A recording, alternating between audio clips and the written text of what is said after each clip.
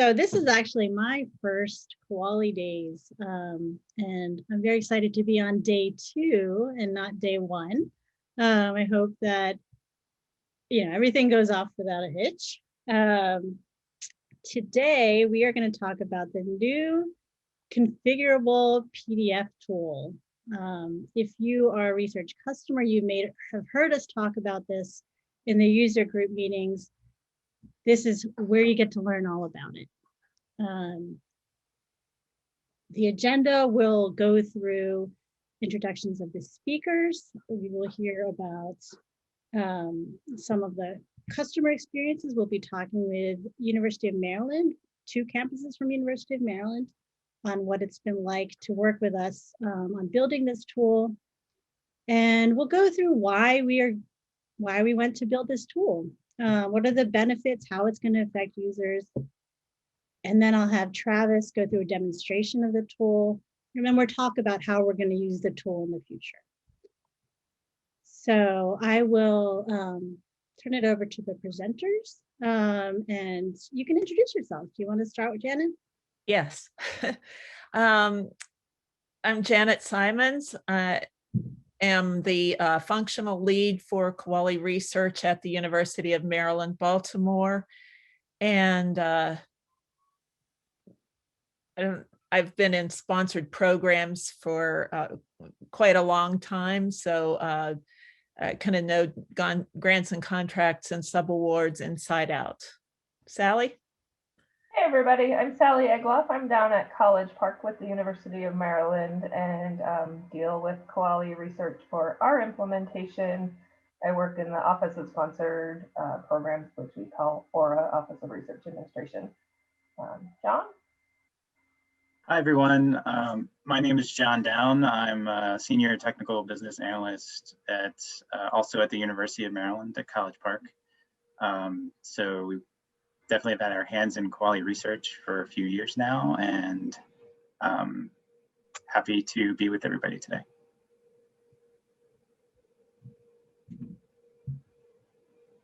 And hi, I'm Travis Schneeberger. I'm a software engineer with Kuali. I've been involved with research, RICE, and financials, and been around for quite some time. Marisa? Hi, everybody. I'm Marisa Pierrota. I came to Kuali last year. Prior to that, I worked at Johns Hopkins University, where I worked in department in central research administration in finance. I was assistant administrator for sponsored research in the Department of Medicine. And my last position was as director of Subawards. So we've got 4 out of 5 in the state of Maryland right now. So this is a good group of people. I'm going to turn it over to our friends from Maryland to talk about the customer experience. Okay, I'll start. UMB, University of Maryland, Baltimore, we issue about 900 subawards annually, and about 60% of those use the FDP template because most of our funding comes from NIH and other federal agencies. So Kuali came to us asking about our challenges in this area. We had used the existing template functionality in the subaward module up until the time that Baltimore and College Park merged our Kuali research instances in May of 2019. And post-merger, the form generated from Kuali research became completely unusable according to our subaward team. Because of our merged structure, the institution name, for example, came out as root of hierarchy. It didn't say University of Maryland. It didn't say University of Maryland College Park. All it wanted to say was root of hierarchy. And only College Park's address printed. We also had issues with shared parameter settings in our merged instance. We had challenges agreeing on each setting. And that included things like the contact code parameters that are needed for subaward. And at that point, our subaward team just gave up. They said that it was easier and quicker to generate the FDP agreement manually than to use what was coming out of Kuali research. And that's a shame. I mean, we want to use Kuali as much as we can, and we're all trying to stretch our resources. So we were very happy to respond when Kuali asked if we wanted to test the configurable PDFs. Once we tested what they created for us, our institution name and address and website all printed properly. We even added our authorized signatory name on one of the versions. And I think I'll hand it over to Sally at this point. I know you have other challenges. Yeah, thanks, Janet.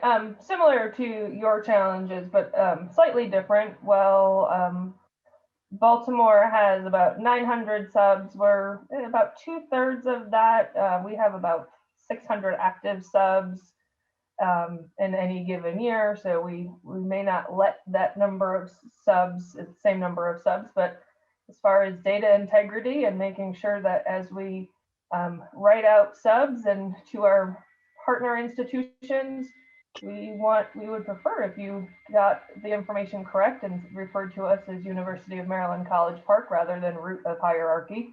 That, while it's an interesting name, doesn't really mean a whole lot to a whole lot of folks. So as Janet had mentioned, it really was all about efficiency. These data are getting entered in somewhere on either an FDP form or into Kuali. And how do we efficiently make sure that we can enter those data once and use them over and over again?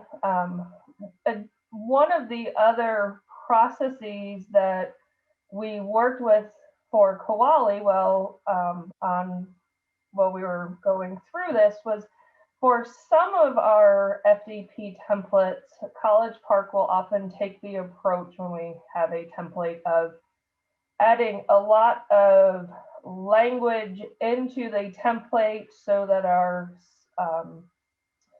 contract administrators will remove out language that doesn't apply. So as an example, we might have in the template the language about animals or IRB or X, Y, and Z. And then if it doesn't apply to that particular agreement, we will take it out of those notes.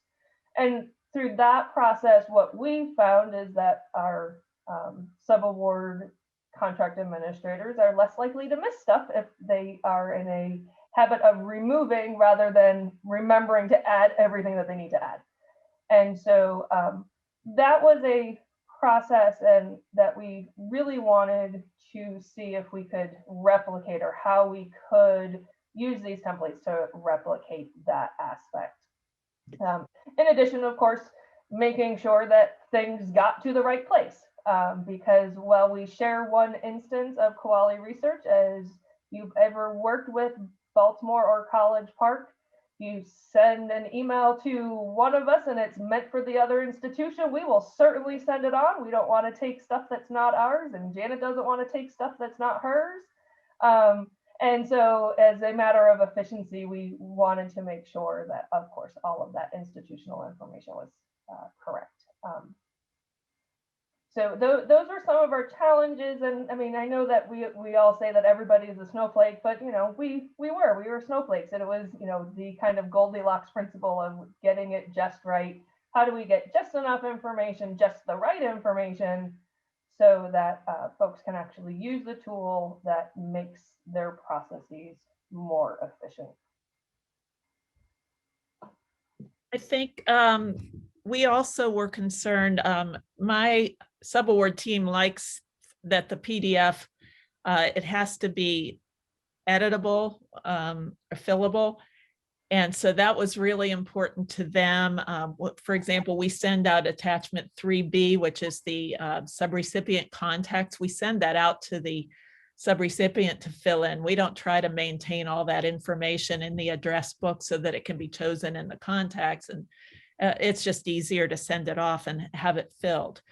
And then the other thing is that with this configurable form, all the attachments are now compiled into the PDF document, whether they're Word or Excel or whatever. They can all print out at the same time, which is just amazing for both us and for our subrecipients, because things aren't missing, and it's just so much easier.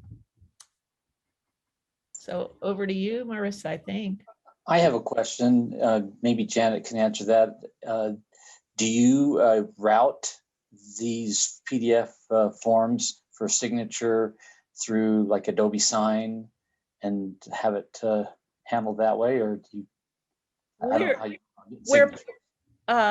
Currently we email them out. We are planning to transfer them to DocuSign. So okay. we just, I think in the last 6 or 7 months, and got DocuSign contracted on our campus, and they're building it out now, and that form is in line. It's compatible then. Yeah. Thanks. Yeah, it is compatible, right, Marissa?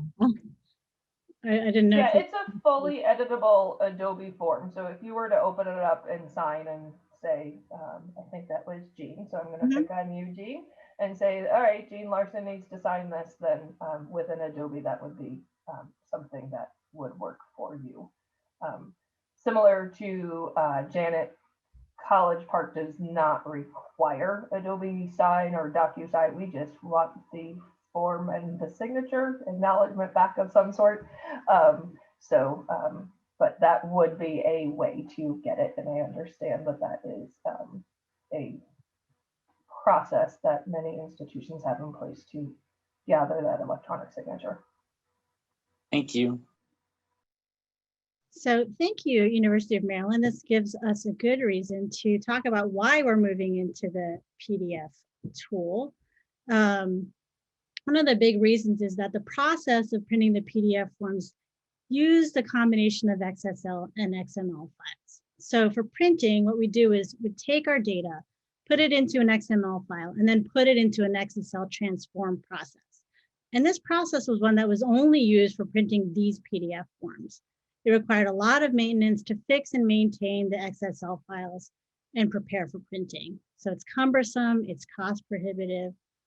And the other thing that Janet had alluded to is that the outcome of the XSL files was suboptimal. It was read-only, so it couldn't be manipulated after printout. If it said root of hierarchy, it said root of hierarchy.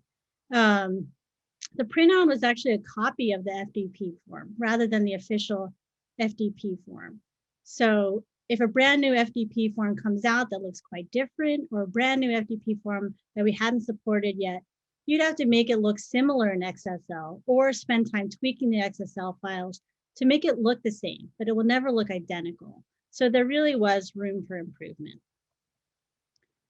The benefits of using the PDF tool are that the maintenance of the PDF generators is quicker and more flexible. So maintaining the mappings is quicker than maintaining the manual Java code.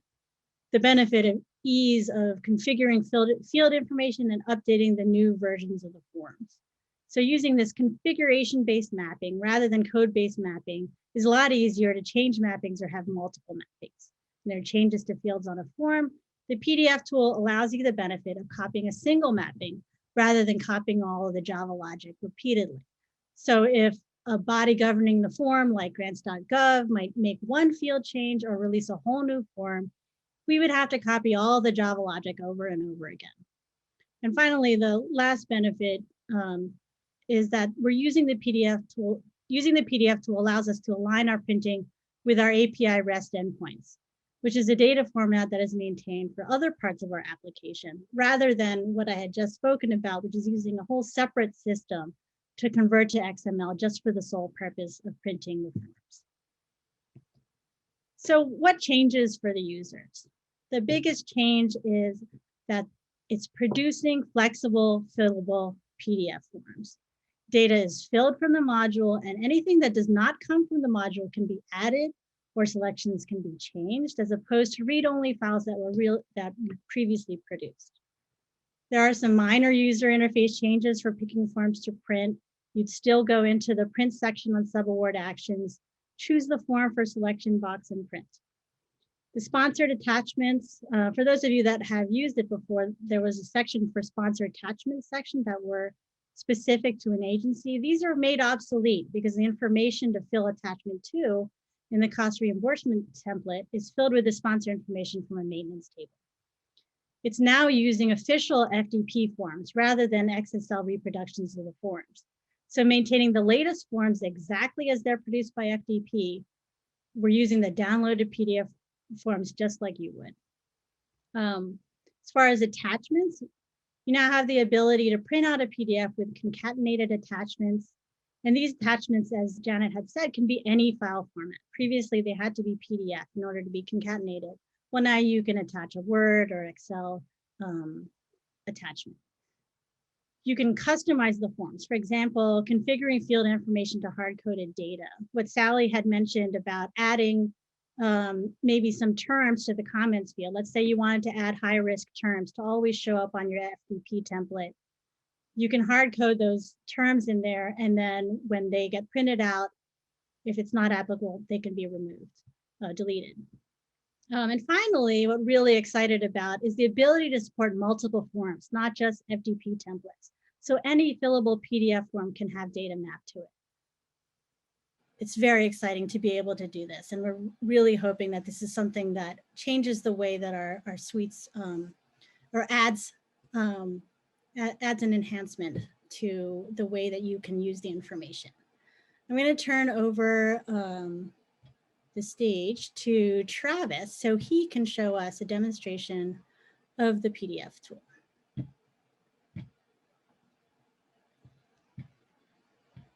Hello. All right, I'm going to give you a whirlwind tour of the PDF printing. So, so here I'm in Subaward. Let me just make sure that I'm still logged in. All right. Can all of you see my screen? Yes? All right, good. So we're going to go to Subaward Actions, which is where the print feature lives. And you can see that we have a few attachments, a budget, an attachment 6, and a scope of work document. And I can print out a single form, or I can print multiples, which is something new. And bear with me here while it, so you can see that it's downloading a zip file. And you can also see that I've got the default FTP forms here. These are the ones that we ship with the application. And then I also have some customized ones that I'll talk about in a minute. And we've got a custom fillable PDF form. So let me open one of these up. So let's start with, let's print, let me go into the zip here.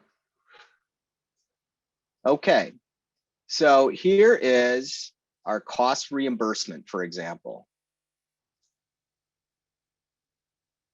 And you can see that everything is filled out. Welcome to Kuali Days, right? And it's editable. So it's a real PDF form. And we've got the attachments listed right here in the official attachment section, which you can, again, add and remove using standard Adobe tooling.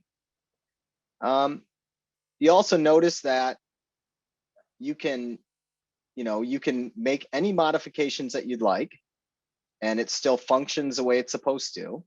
So you saw here that human subjects is checked, and this area is showing, but if we uncheck it, it goes away exactly as you'd expect. So there's nothing surprising about this PDF form. And so it looks exactly the way you would have gotten if you downloaded it from and you can see that I can save it too if I wanted to save my changes. It is exactly the way you'd get it right off the FTP website. We also have a custom form that contains subaward data that is just mapped using the PDF tool. And again, some of it's filled in and some of it isn't. Okay. So what is going on here with this custom form and these PDFs? Well, basically we have a Subaward API sitting behind this that has a standardized JSON format that is documented here in our REST APIs, okay? And we have the fillable PDF, and then we have a mapping configuration, and that is it. So we feed the PDF, the mapping configuration, and the JSON data coming from the REST API to the PDF service, and it does the heavy lifting of filling in the form, attaching any attachments that might be available, or doing any other modifications that we have decided to do with the PDF service. It's very flexible, and then the output is these files that I opened for you. So what is the PDF service? Well, the PDF service is a service, this is the UI for it, but it is actually a set of REST endpoints that can analyze your PDF. So you can find out, you can discover information about your PDF. So what are the form fields? What are the valid values for each field? What types are they? Are they a drop down? Are they a radio button? What are they?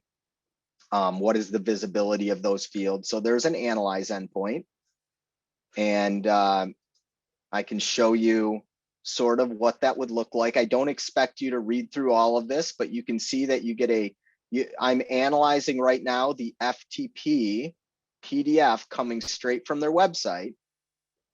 And I can actually see that it was built in Word 2016.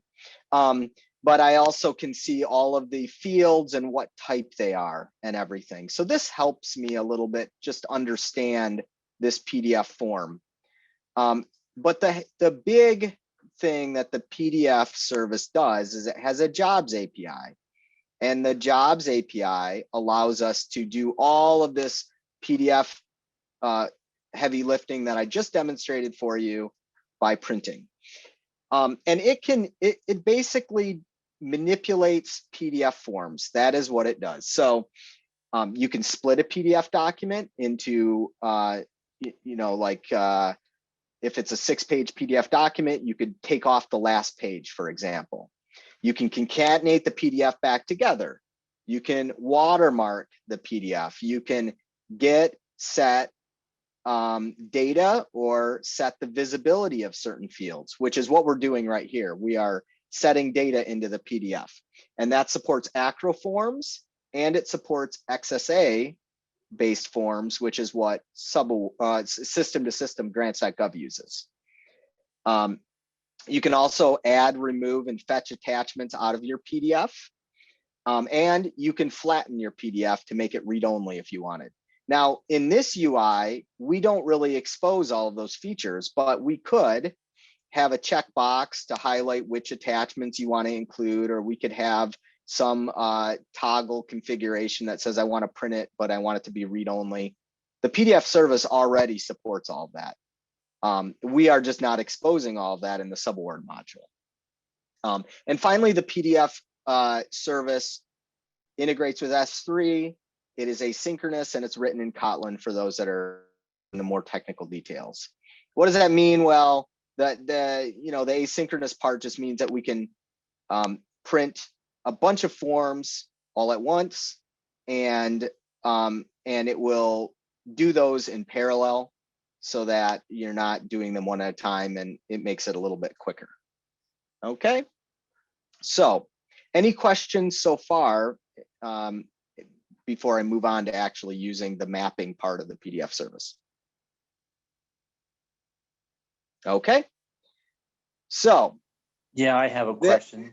Oh, Sure. So there's a lot of technical, or it sounds like there's a few technical steps that have to get in place to do this. Will you be posting that in Zendesk or? Hello? where?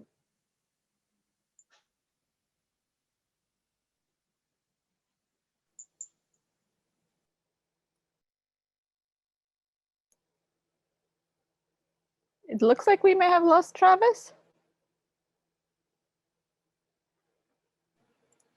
Maybe frozen. Oh, I There- am Oh, back. I am okay. back. I am sorry. So there's a few technical steps is what I heard. And then you Yeah. cut off from there. I think he's looking for technical documentation on how to implement. How to implement this. We are currently writing the release documentation for this. And I think Marisa has that ready to go, but we don't have that ready to share yet. But when But- we do, we will post it on Yes, Zendesk. Yeah. Yeah, we will for sure. So remember I said that the PDF requires a PDF form, a data, and a mapping configuration. And so that's what I've added here. And maybe what I'll do is I'll start over from the beginning, and I will just grab the official Subaward right from their website. All right. It will load that up.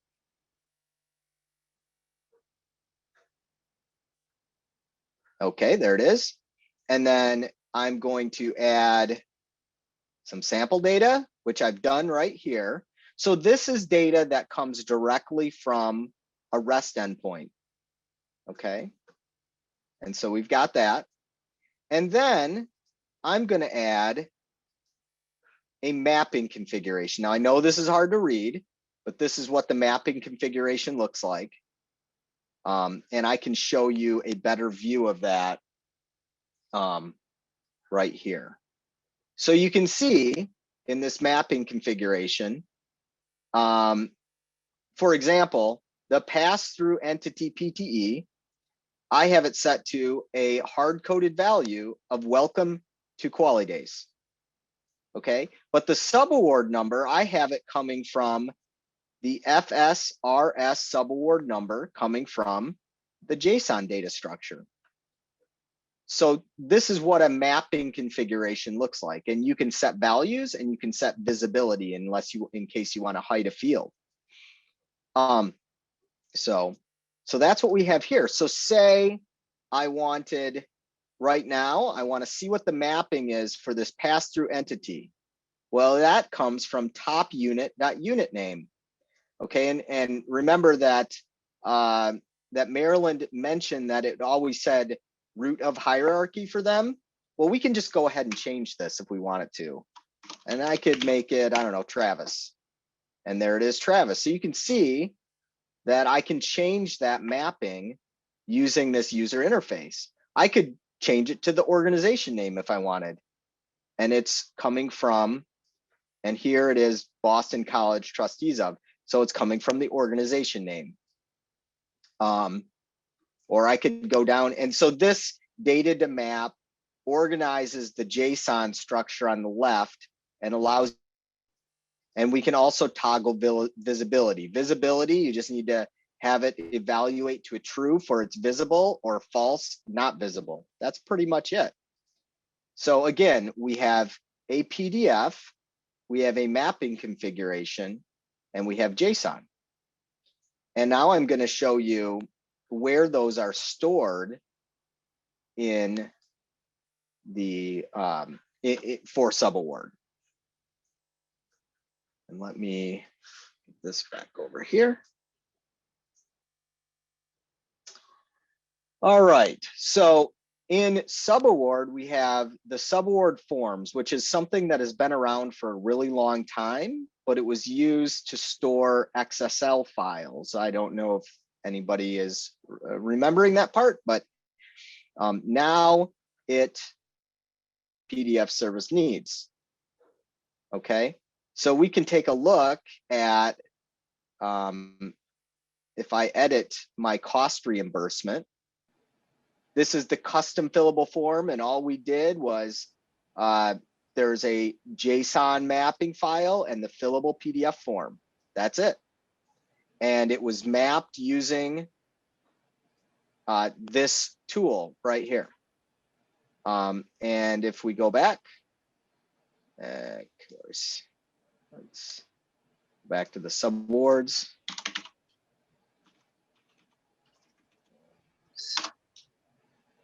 Made the mistake of hitting the back button, which you don't do from the screen. You can see that here is my custom cost reimbursement. And if I downloaded this and open it right here, you can see that here is welcome to Kuali Days. So that's how that showed up. I put that, I replaced the top unit name with just a hard-coded string. So anything that you want to put in your PDF, if it's hard-coded, you can just do that. And you just change the mapping. Or if you want a field to be hidden, you just set the visibility to false. And that's it. Okay, so I'm gonna just kind of hurry along here, so that way we have time for some questions. But what are we thinking of next? Well, one, if you're familiar with Build, it would be nice to have the APIs configurable. Right now, every module that we're gonna do, like Subaward, gets the Subaward data, and it calls a specific Subaward endpoint. But it'd be nice if you could call the Subaward endpoint and maybe aggregate it with a organization endpoint and maybe a unit endpoint, and that's your 3 pieces of data that you want to fill into your form. Or maybe we would like to make the attachments have an option to concatenate as well as attach, and maybe you want a watermark. These are all things that we could do, and they're just possibilities for the future.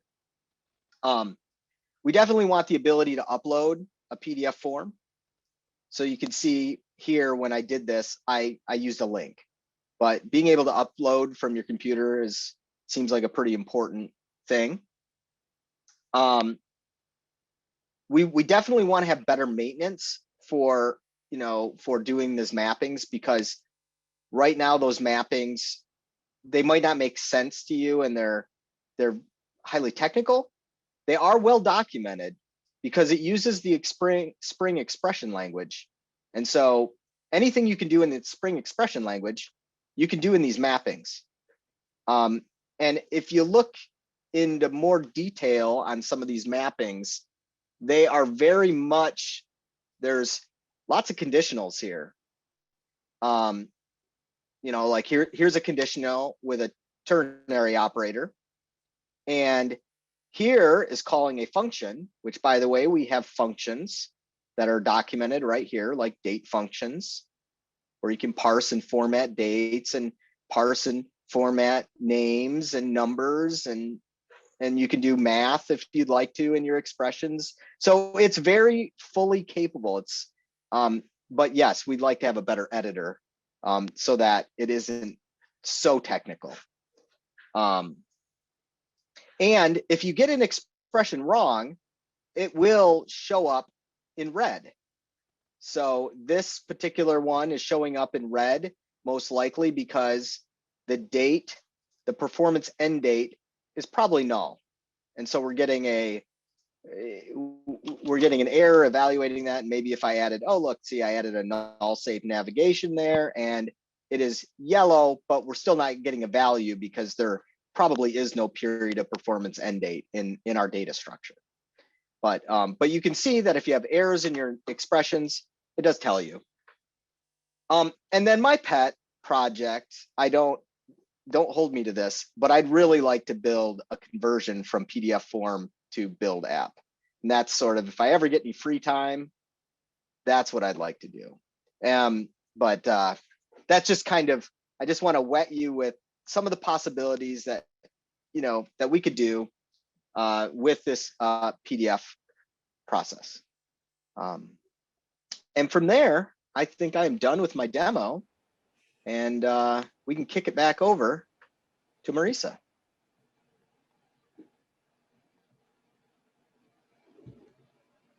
Thank you. And I kind of already went on what's next, but I maybe know. you want to fill in some All more right. things. No, it's Yeah. good. It's good. Yeah. Well, I know everybody has questions on when can we get our hands on this. We are ready to turn it on for everybody. Some of our customers already have the PDF service turned on. Over the next couple weeks, you'll see an announcement go out regarding this tool and what needs to happen. You don't have to worry about all the mapping if that's not your cup of tea. If you just want to be able to use the FDP forms as they've been built so far, please just go ahead and use them and be in touch if there's anything that is funny or if you have any ideas. So we'll be updating the documentation on the process to print forms in Subawards module. That'll be in Zendesk. We're going to be setting up trainings on how to customize the fields on the FDP template, as well as how to configure any fillable PDF form. Travis showed how we've tested a non-FDP template. And so that's something that you could do, say if you had a long form agreement that you wanted to put into the Subaward module. And Travis, I think you already talked about the possible enhancements that we could do, so we can skip that part. As far as planned future applications, the next phase is that we would like to implement the PDF tool in our other Kuali SP modules like award and like proposal. COI has already been using the PDF tool, and they've been using it for the U700 form, which is a required form in California. So that's something that's been in use for quite a bit of time. And as I mentioned in the beginning, a later phase is to use the PDF tool for system-to-system forms. And that's going to take a little bit longer because of the complexity of the system-to-system forms. But I'm hoping that before new forms come out, that it's something that we can make use of. As we're thinking about implementing into the other modules, we would like to have a bit of a discussion on what are some other potential uses that this presentation has made you think about. And I'll turn it over to our friends from Maryland. I know that the first thing that our team thought of, other than having more templates in the subaward module, which, for foreign subrecipient or non-FDP forms and so forth, cover letters for proposals was the first thing we thought of. And the other thing that we thought of was things like non-disclosure agreements and things like that are templates. We do have them routed so the information would be in Kuali and they could easily be transferred into the form.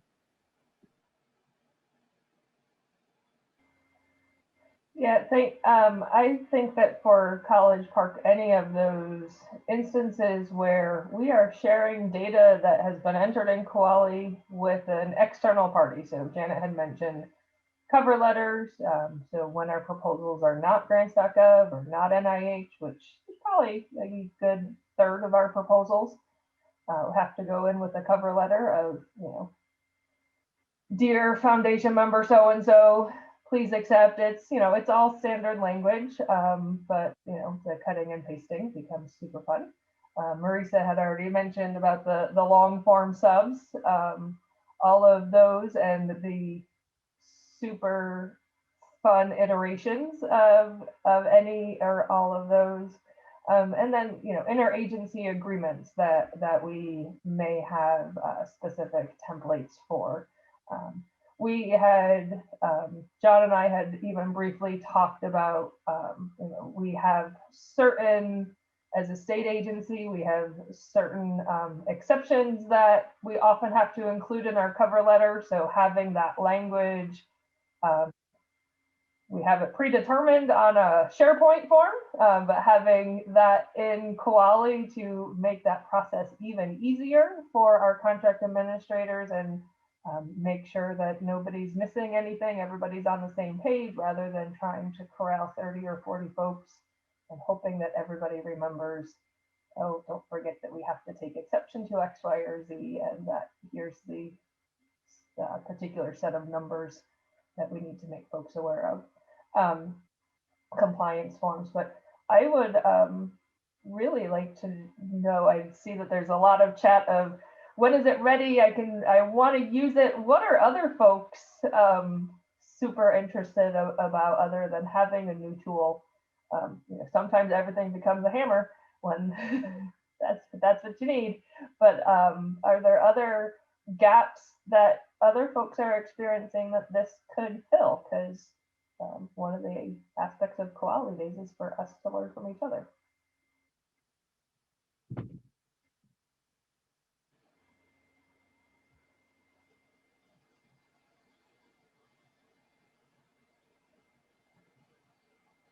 And just to kind of, I guess, piggyback on what Sally mentioned, you know, any form that's, you know, you feel is user facing, the prospect of being able to marry up Kuali research data and preset your PDF to have specific, you know, static data, just efficiency wise and data integrity wise is pretty huge.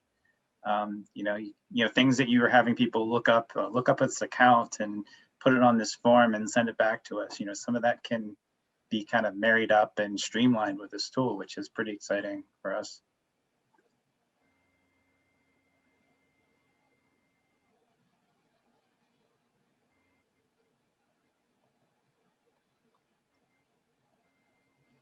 And I see that Sarah mentioned somewhere that she was hoping for the S2S forms to be editable.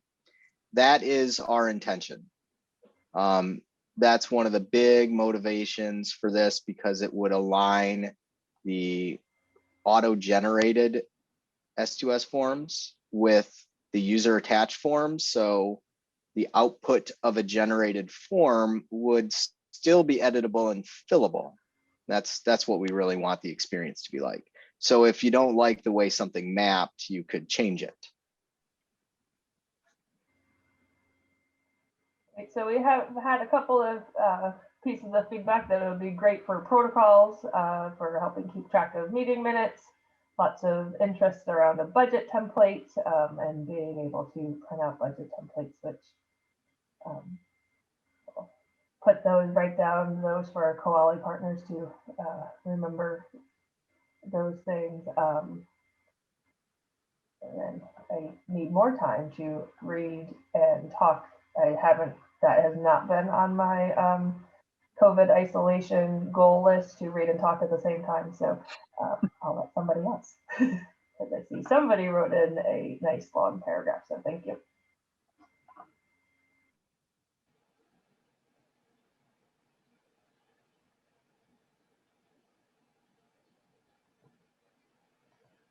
As for when it'll be ready for S2S, I'll leave that to Marisa. But I think it's sometime in the future. Yeah, we're going to try and work on making the functionality available in our other modules. I think that'll most be immediately useful while we work on, you know, building the APIs for the S2S. It's going to be pretty intensive.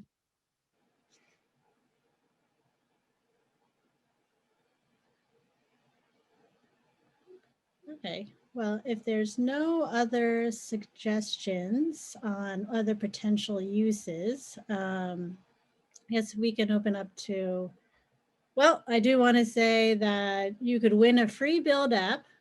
You've probably heard this in other presentations, but we're giving away one free form and workflow application with 2 years of support, a value of $25,000 to a deserving institution. All you have to do to apply is share a process on your campus that you want to automate. Head over to our contest page, fill out the form, and submit documentation of the process. The contact closes at the end of Kuali Days, March 12th. Janet, do you want to give a plug for Build?